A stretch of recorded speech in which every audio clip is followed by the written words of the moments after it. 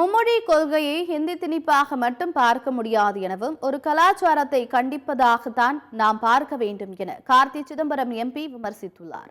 திருச்சி விமான நிலையத்தில் செய்தியாளர்களை சந்தித்த அவர், கூலிப்படையின் கொலை தமிழகத்தில் அதிகரித்துள்ளது எனவும் உளவுத்துறை மூலமாக இதனை தடுத்து நிறுத்த வேண்டும் எனவும் கூறினார். தொடர்ந்து பேசிய அவர், தமிழ்நாட்டை பொறுத்தவரை மூன்றாவது மொழியை கற்றுக்கொள்ள வேண்டிய அவசியம் தற்போது இல்லை என கூறினார்.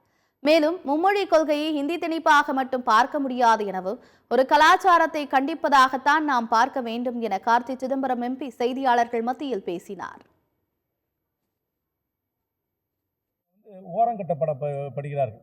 தமிழ்நாட்டில் பாரதிய ஜனதா கட்சியோட எந்த ஒரு அரசியல் கட்சியும் கூட்டணி வைத்துக் கொள்ளாது. பாரதிய ஜனதா கட்சியோடைய இந்துத்துவ கொள்கையை தமிழ்நாட்டு மக்கள் ஏற்றுக்கொள்ளவே மாட்டார்கள். ரெண்டாவது, நான் தெளிவாக சொல்றேன், இந்த மூன்றாவது மொழியை கட்டாய பாடமாக்குவதை எந்த காலத்திலும் தமிழ்நாடு ஏற்றுக்கொள்ள தேவையில்லை. வட மாநிலங்களில் நான் தெளிவாக சொல்றேன், எந்த ஒரு ஹிந்தி பேசும் மாநிலத்தையாவது எந்தெந்த 3 மொழியை கற்றுக் கொடுக்குறாங்கன்னு தயவு செய்து இந்திய அரசாங்கம் ஒரு வெள்ளை அறிக்கையை விடட்டும். இல்லாட்டி அதற்கு வக்காலத்து வாங்கும் பாஜக ஒரு வெள்ளை அறிக்கை கொடுக்கும். எந்த மொழியையும் கட்டாய பாடமாக தமிழ்நாட்டுக்கு திணிப்பதை ஏற்றுக்கொள்ள முடியாது. இது மொழி திணிப்பாக மட்டும் பார்க்க முடியாது, ஒரு கலாச்சார திணிப்பாக தான் பார்க்க வேண்டும். எந்த காலத்திலும் தமிழ்நாடு இந்தி திணிப்பை ஏற்றுக்கொள்ள கூடாது.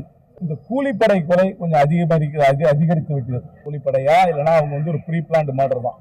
அதே மாதிரிலாம் திருநெல்வேலியில் முன்னாள் காவல்துறை அதிகாரி இந்த மாதிரி தாக்கப்பட்டு கொல்லப்பட்டிருக்கிறார். இது எதை பொறுத்த வரைக்கும் தமிழ்நாட்டில் மக்களுக்கு ஒரு அச்சத்தை ஏற்படுத்துகிறது.